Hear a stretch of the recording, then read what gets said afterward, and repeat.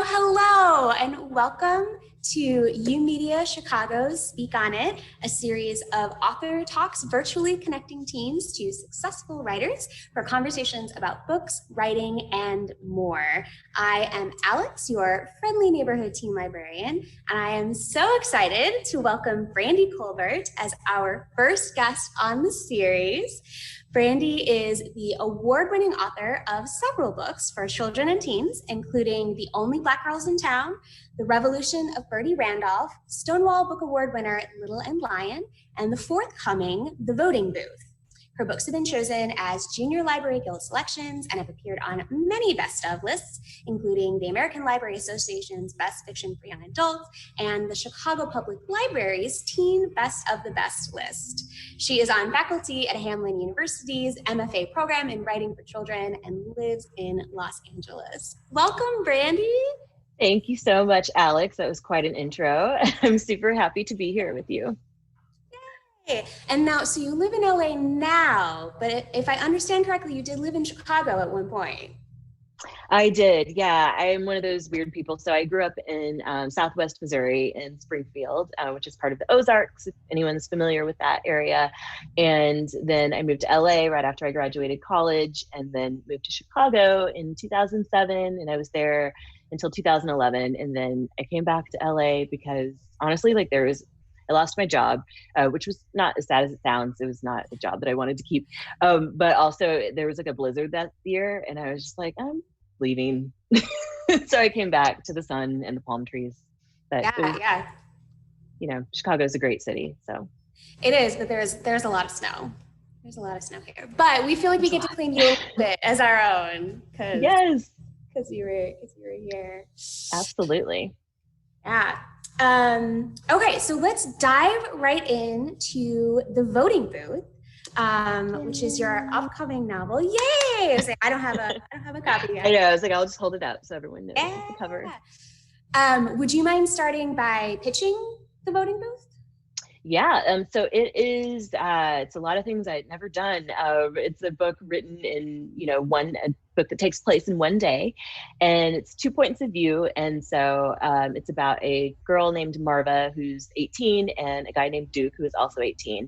And so they're both voting for the first time, and they're both, they don't know each other at all. And Marva sees Duke get turned away in the line after she's voted, and she has just been waiting for this moment, literally her whole life, basically, to vote. And so she just sees this guy get turned away, and she's just like, I can't let this happen. And so she kind of takes Duke on as her project, and they, run around town the whole day trying to figure out how to get him to vote, and, tackle a lot of things like voter suppression, and also, kind of fall for each other, not to spoil it. But yeah, so I think that's the gist of it. Yeah. And there's a cat, which I was very excited about. Yes, there's an internet cat. Her name, this is like my favorite part of the cover. It's a beautiful cover, but I love that. Yes, there is also a subplot of an internet cat named Eartha Kitty who goes missing, and she's Marva's cat. And so that kind of feeds into the plot. So yes, it's very excited about being able to write about a cat. Yes, Eartha Kitty, best name. Love it. Oh, yeah, thank you. So good. So like you said, this book does a couple of different things for you. The being taking place in one day, and it's dual POV. How did you find the experience of writing that, as opposed to, that's so different from some of the other books that you've done? Yeah, so I was kind of terrified, but I love a challenge. So, I was like, okay, I'm just going to try this. But all of my previous books are first person present.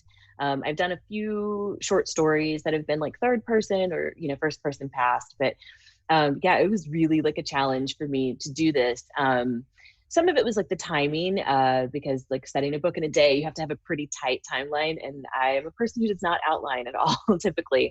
So that was really interesting for me, because I just, they call it plotters or pantsers, flying by the seat of your pants as you write. That's how I've always written. So this was interesting. For this, I used an outline, and my editor helped me really nail it down so that the pacing was, believable and also good. And then the dual points of view were really interesting. That was probably the part that really terrified me the most. I'd also never written from the perspective of a male character. So all of that was just like a lot, but I really loved it. I thought it was a really nice challenge. And like, sort of once I got into their heads, same as when I'm writing, any other book just from one perspective, it felt like I really was just able to get in there, and then it felt natural after a while. And every time I picked it back up, I could just sort of jump in and be like, oh, okay, this is Duke. And, here's how he speaks, and here's what he thinks about things and how he would see the world. And then here's Marva, and she's basically completely opposite of him. Yeah, they're so fun. They're such opposite personalities. Very opposite.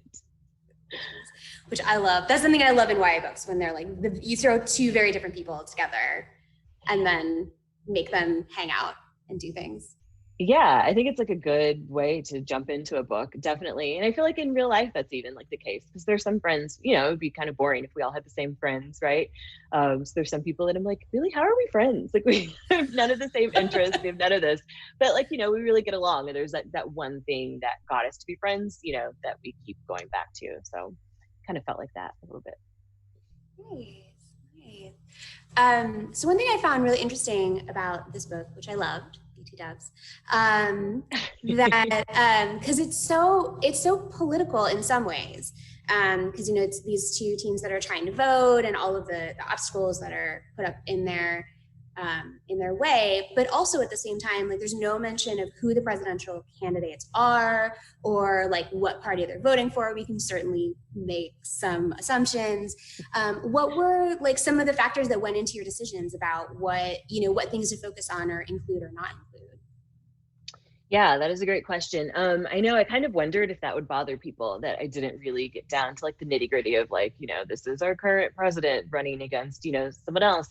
But I think basically with the issues that I put in there that they talk about, that are important to them, or in Duke's case, it's, his older brother was an activist and who's died, and not a spoiler, really. Learned it pretty early. Very early. Yeah, okay. But yeah, he is sort of not like voting for his brother, but knowing that like his brother, that a lot of these issues were super important to him, and that he comes from like a politically active family, and then I don't know. I never want to get too like didactic. I never want to tell anyone what to think, but I also think it's pretty apparent if you read my books, like what side I'm on, and that I do not side with this current administration at all in any form.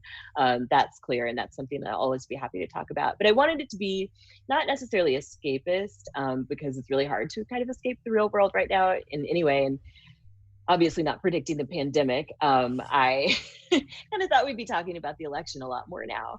But I wanted it to be just sort of like about their mission to vote, and not so much about the current politics, if that makes sense.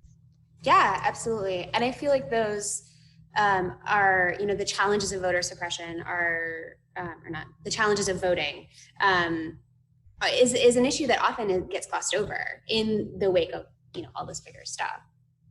So yeah, definitely. I think for me also, just knowing like my family is from the South, my parents both grew up in Arkansas, like kind of growing up as Jim Crow was like still very like prevalent, but like sort of being ushered out in the 50s and 60s. And so I know how hard it was, for people to vote, especially Black people to vote, especially in the South. And I think a lot of people sort of forget about that or don't know their history. And so again, I didn't want it to be like a big lesson in like, you have to vote because of this. But I do think there are teens who are involved and interested in the history and the past, and why they should really, especially just care about these issues now. And I think you should care about issues, obviously, because they affect you and others. But add to that, being from a marginalized community, and particularly being a Black American, I really wanted to sort of highlight some of those challenges that come along with that too. Yeah, absolutely. And so obviously there's no way we could have predicted what would be going on in the world when this book came out, both with the pandemic and also with all of the resurgence in activism and protests and all of that kind of stuff. In the wake of that's been happening in the last month, is your perspective on this book changed at all? Another great question, Alex. Yeah, I mean, I guess it seems even more relevant than I thought it would be, which, I'm hoping that voting is always like a relevant topic. And I hope that people are always engaged and want to really get out there and make their voice heard. But yeah, I mean, the last month alone has seemed like, the type of progress that people have been fighting for literal decades. We still have a very long way to go. We're not done. And I don't think any of this, I don't think this is done. I think the protests are going to keep on. So yeah, I mean, it's much more relevant than I thought it would be. And I just hope that people, teens especially, can look at this book and just be like, hey, I can use my voice in different ways. So for example, Marva in the book says that she does not really go to protests because she has kind of a temper and she's kind of afraid of and honestly, kind of me. But there are other ways to use your voice. And, for example, I'm kind of like Marva, I don't have a problem speaking up in person or talking to people. I don't court confrontation, but I don't really I don't shy away from it if I feel like something needs to be said or a point needs to be made. So I wanted to show that there are different ways to definitely get your voice out there and to be heard. If you don't want to go to a protest, then you can canvass, or you can, there's so many other things you can do, drive people to the polls, all kinds of stuff. So yeah, that was, sorry, I think I forgot your question because I've been talking so long. Oh, that's good. That's perfect. But yeah, it's way more relevant than I thought it would be today. And anyone could have predicted. It's also, interestingly, in some ways, one of the lighter books that you've written. There's this fun, flirty, romance thing going on. Did you, how do you approach that kind of lighter side of things? Yeah, thanks for saying that, because it's really interesting. I feel like this book, a lot of people are just picking up my work for the first time with this book, and I'm like, oh, okay, well, get ready for the for the backlist if you like this one, because it's totally different. Yeah, I always say this is my happiest romance I've ever written. It was a little hard for me to sort of reckon with the fact that I was basically writing a rom-com, because that's just kind of not my style that I've done before. I really enjoy rom-coms, and I think so many people do it really well. I was worried that I would not be able to bring that lightheartedness to it. So that was really fun. A friend was reading it yesterday and was texting me and was like, oh my God, this is so funny. I was like, thank you. Because I think one of the things that gets lost in a lot of my books, I think all of my books have humor, but also there's a ton of really bad stuff happening to people in my books most of the time.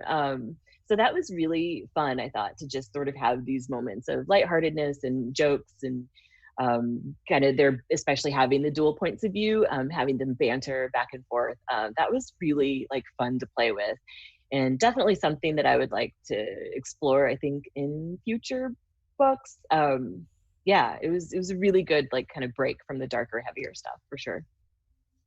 And especially it being set in one day. Sometimes with those books, I can get a little bit all right, you've known him for 8 hours. So I really liked the balance of where they're this is going somewhere, but it wasn't and we're going to live, we're going to get married and whatever. I loved the flirty, side of this one. Oh, thank you. Yeah, I think that's sort of something that I also have an issue with sometimes with those books, is just the insta love. And I mean, there's so many tropes and everything, and again, all of them have been done really well in some cases. So yeah, I was a little worried about that, but then once I got going, it felt okay, I think this is realistic. And of course, then that's what editors are for, because anytime it got too unrealistic, she could just pull me back and say you know what, these kids have only known each other for 8 hours. Love it. Let's see, because I also would love to talk a little bit about your middle grade, but is there anything else about the voting booth that maybe people don't ask you about that you would like to chat about? Don't think so. I mean, you covered all the important parts. Cats. Right, cats. Oh, I'm just I love the cat. I love the cat so much. I'm so glad, because I love your cat, whom I on Instagram. If you wanted to start an Instagram for your cat, I would gladly follow her. Just saying. I have thought about it. I probably should take follower number 1 right here. You'll be my inspiration, Brandy. Yes. No, I think you've covered all the important parts, though, really. I just think, I hope that people will pick it up and enjoy all the different parts of it, come for the activism, stay for the romance, or vice versa, or just be there for the cat. I mean, I think it's hopefully something is there for everybody. Something for everyone. And it comes out on Tuesday. Yes, July 7th, it will be Yes. out. So look for this in a week. Yay, the voting booth. And then also recently out is your middle grade. Yeah. The Only Black Girls in Town. Yay! Which I also loved. Would you mind pitching The Only Black Girls in Town for us? Yeah, and thank you. So The Only Black Girls in Town is pretty self-explanatory from the title, but there's more to it. It's about a 12-year-old girl named Alberta. She's a rising seventh grader. And right before school starts, a family buys the bed and breakfast across the street from her. And she finds out that they're Black. And that's a big deal because she is not the only Black girl in her town, but she's like the only one her age and the only one in her grade. And they live in a small beach town in the central coast of California. So if anyone is familiar with California, it's like that area sort of between Los Angeles and San Francisco. I mean, California is huge, so but it's like that area of like San Luis Obispo, Morro Bay, like that kind of area. And I love that area, but I remember going there and being like, there's not a lot of Black people here. So, which is similar to how I grew up in Missouri. And so I wanted to write about that experience of sort of being the only one. And but you never know, even if like another Black girl moves in across the street, are you going to be friends? And so Edie is the girl who moves in. She's from Brooklyn, and Alberta, the main character, is like very surfer, like outdoorsy California girl. And Edie comes straight from Brooklyn wearing like all Black, like Black lipstick and just like a total goth girl. And so at first they're kind of like, we have like nothing in common. But then they find a box of journals in Edie's attic in the bed and breakfast. And they sort of set off on this mystery to find out who wrote these journals, which were written in the 1950s and 1960s. Yay! Yeah, I loved. There were so many things I loved about that middle grade. What were some of like the surprising things that you found that were different writing middle grade as opposed to YA? Yeah, well, thank you. I'm so glad you liked it. It was interesting when I first started. This one actually started with an idea first. I usually start with character. So I think I got a little thrown off by that because I just had this thought of like, what if you were the only Black girl in your town and another one moved in across the street? And then like my inner 12-year-old was just like ecstatic thinking about that. Yeah, I don't know. After a while, again, it was like once I started writing, like the voice really came to me. But at first, I felt like I was trying to follow sort of what I thought were conventions of middle grade. And so my agent reads everything before I, send it to an editor before we sell it. And she's pretty editorial. So she kind of got in there with her notes and she was like, like I like what you're doing here, but I feel like you're like holding yourself to some sorts of rules, like shorter chapters and just other things she noticed. And she was like, just like make it a Brandy book, but she's just 12. And I was like, okay, I think I can do that. And it's really funny because it's been about 30 years since I was 12.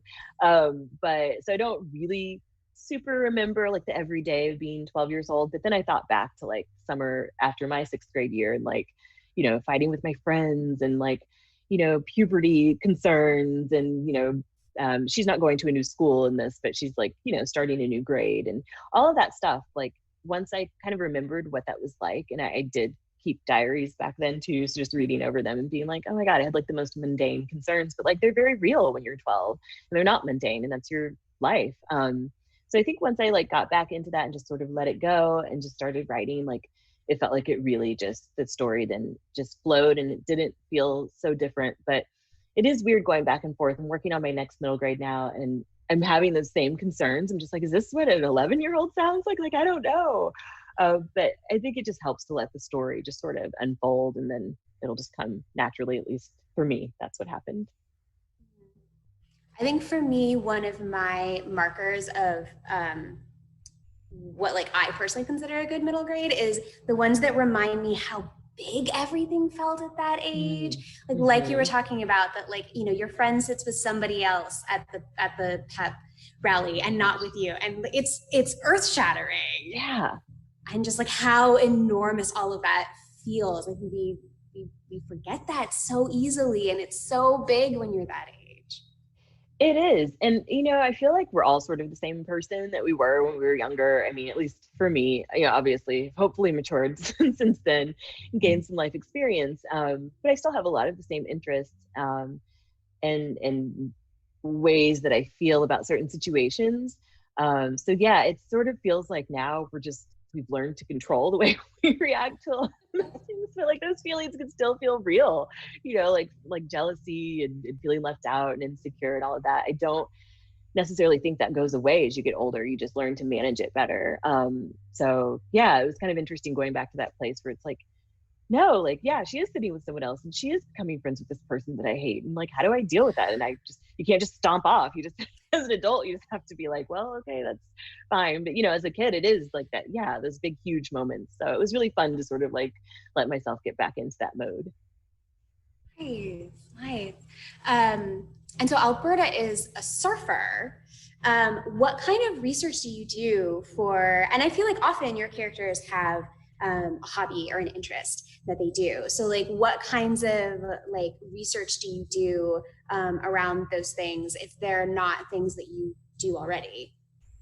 Yeah, I'm always thinking like, why did I make this person a surfer? Or why did I make them like, like these things I have zero like experience with. Surfing, yeah, it was interesting. So my first book point was about a ballet dancer, and so I grew up dancing but not ballet, and so but I had always had an interest in ballet, and I knew a lot of kind of the terminology and like the conventions around dance just from like kind of growing up in a dance studio. But yeah, surfing, nah. Like I live in LA, but I live very far on the east side. Like I go to the beach maybe once every 2 or 3 years. That's probably being really generous. I just am not like a beach person unless I'm kind of traveling, which is weird and interesting. But I love the idea of surfing. I love sort of surfing and skateboarding to me sort of go together. And I've always just been obsessed with both of them, but like have never really been on a board in either surfing or skateboarding. So yeah, that was like totally new to me. And I always wanted to seem, I'm sure like a hardcore surfer would read this and know like, okay, she's not like, she doesn't know that much about surfing. But I do want to put in enough in there that the character at least feels like a competent, person in this hobby they have. So I watched a lot of like surfing videos, which is very cool. And then I got kind of like deep into like these surfing blogs and would read about how like a move was done, and then I would like watch how it was done, and then like a lot of pausing and then like recording it and sort of like acting out the moves myself. So like I have a lot of friends who go write at coffee shops and stuff, or they'll write like in public, and I'm like, I have to stay at home because I'm like doing this research and reading out loud and like attempting like surfing moves in my house. So yeah, it's really fun. Like it becomes sort of like a physical thing, even though I'm writing. I try to get as like deep in there as I can to make those scenes like really count and be as believable as they can be. Nice. And so speaking of staying at home, which we're all doing right now, I feel like there's been a lot of discussion about like how to be creative in the time of COVID-19. Is that something that like you has life changed a lot for you with all the stay-at-home orders, or has it kind of been more business as usual? I mean, sadly, it's kind of business as usual. I work from home and I have like a few different jobs here and there. Like I'm a copy editor for magazines and books, and that's a freelance position, so that can be done from home. And then I teach in the MFAC program at Hamline, and that's primarily done remotely, except for the 2 times a year that we meet in Minnesota. Except we're not doing that this year. Sadness. Alas. But yeah, I mean, I think the main thing that's changed is that for me, I was either like traveling, or just home, and of course, like seeing friends, going to dinners, going to movies and things like that, I miss. But for the most part, I am pretty comfortable. Like I have to say, I'm very lucky. I really am so grateful to all of the essential workers out there because this is tough. And I'm really grateful to them that I am able to just stay home and, really like order everything in and really only go out when I have to. But I would say on the creativity side, that has been a challenge. A lot of people I know say they don't work from home because they prefer to like go out and work in coffee shops or, co-working spaces because they feel more productive when they leave. I've never really had a problem being at home and sort of shutting off the noise in the internet and all that and just getting down to work. But this has been like a mental challenge for me. It's, I feel like the first couple months, it was just like me just like fretting and like, just like kind of spinning around and being like, what's going on? And then it was like, no, you have deadlines. Like you actually have to get down to work. And so I'm working, but it feels like it's coming really slow. And there are things that are coming more easily, like the copy editing and anything sort of like, working with students, that felt a little easier because it was like, felt more like task oriented in a way. But with the writing has been hard, I have to admit. And I was on a panel with a few writers a couple weeks ago, and the moderator asked that, and everyone was just like, like nobody's writing. So I mean, that's gonna have to change, obviously. So the book I'm working on now, it's really research based. So I'm just trying to do like the research and reading a lot of poetry and just like kind of trying to like really get back in there and kind of get the creative juices flowing in ways that maybe I don't normally try. So, but it's been tough, but got to push through it because it's still work. Yeah, I feel like deadlines are kind of okay, I have to do this. Mm-hmm. Yeah, I mean, they're a killer, but they get the work done. That's why they exist, I guess. Yeah. So we don't have too much time left, but I guess I have two more questions. What advice would you give to young readers, and especially to young writers, and especially to young Black writers? Yeah. I love that question. I was a young Black writer. I started writing when I was 7 years old. I still have like all my old writing. It's terrible. I love to read it sometimes when I go in person and school visits and stuff because it was so bad.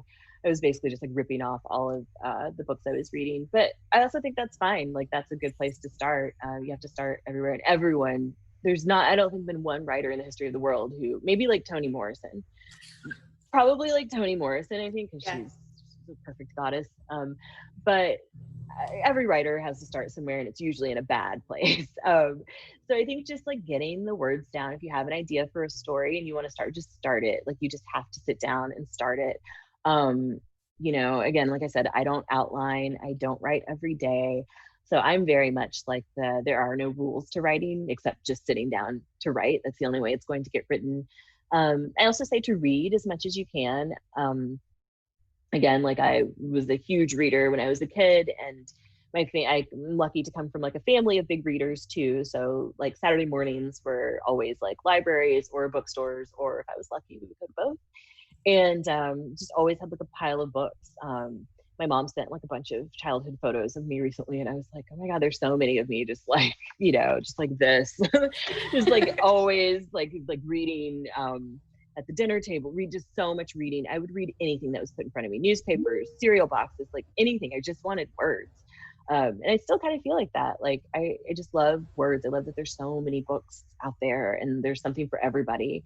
And then I would also say, on top of just reading as much as you can, read as much different stuff as you can.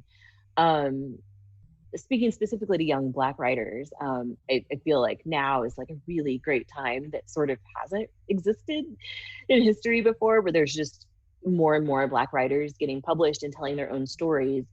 When I was a kid, it was like a lot of books about civil rights and being enslaved, and like, those books definitely need to exist, and those are important stories to tell.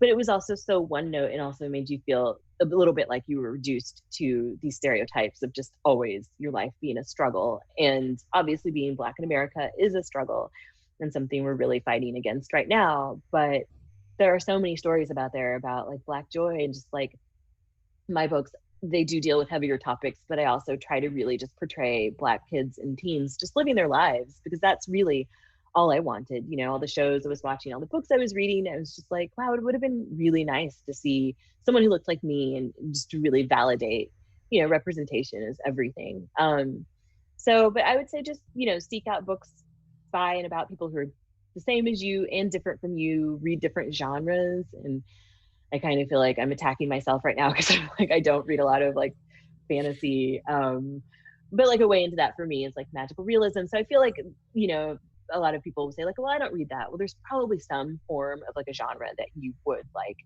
It's like when people say like a hard no on romance, and I'm like, I don't think that's true. I think that you would really like a lot of books. The romance genre is huge. So yeah, read widely, read as much as you can, and just sit down and write, and don't worry about it being good. Everybody starts out bad. The more you write, the better you will get, for sure. Yay, love it. And then what are some books that you are like super pumped about right now that are like newly out or coming out, or old books? Just like, what are you like pumped about right now? Yeah, I need to like write down a list of this. I always forget. Like every time I'm like shocked. I'm like, oh my God, how could you ask me that? So let's see. Gosh, recently I have read the book Camp by Elsie Rosen. Ah, It's a wonderful YA book about just like a queer camp. It's just like, I don't identify as queer, but I'm like, if I did, like this camp sounds incredible. The book is really great, really funny and sweet and charming. Also just like another rom-com. So that came out recently from Little Brown. I'm really excited about a book that's coming out in September, which I guess isn't too far off now. Just a couple months away somehow. yeah, crazy. Yeah, I know, like it's July. And that is called The Black Kids, and it's by Christina Hammonds Reed, and that's coming out from Simon and Schuster. And it's I guess it's historical fiction because it's set in the 90s, which is wild because I was a teenager in the 90s. But Wow. anyway, it's set during the LA riots or LA uprising. And it's really great. And again, I'm sure when Christina was writing this book, she did not imagine that 2020 would have so many parallels to 1992, but here we are. So that's a really excellent look at like class and privilege and wealth, even within the Black community. And I just think it's really well done. I'm going to creep a look over here at my bookshelf to see if I'm missing anything.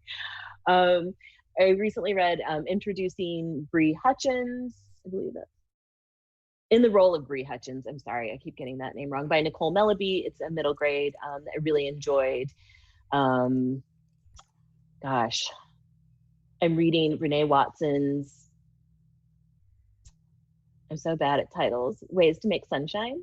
And that's a younger book. That's like a young chapter book, but it's for like fans of Ramona, the Ramona series from Beverly Cleary. But it's a little Black girl named Ryan, and it's just got that same feel. And she also lives in Portland because that's where the author grew up. And it's just so charming and just so wonderful. So those are some books that I can remember that I've read recently that I would recommend. All very, very good. Awesome, love it. Okay, well we are sadly out of time, but oh my gosh. I know it goes so fast. Like we just started. I know. It goes so fast.